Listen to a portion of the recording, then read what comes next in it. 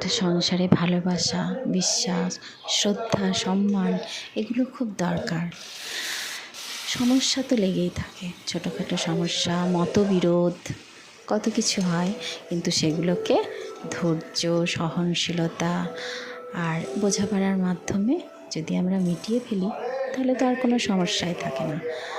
ওই যে কথায় আছে না, যে ঘটিবাটি এক জায়গায় থাকলে ঠোকাঠুকি তো লাগবে।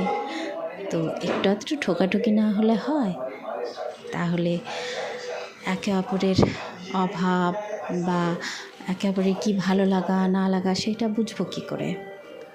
দেখো, তোমাদের সাথে গল্প করতে করতে আমার আর আমার এই বাড়ির মায়ের টিফিন রেডি।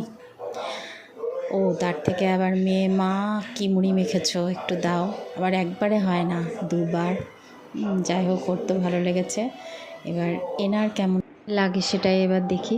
এই যে আমি আর আমার শাশুড়ি মা, মানে আমার এই বাড়ির মা বসে গেছি মুড়ির থালা নিয়ে। চলো এবার আসি, টাটা।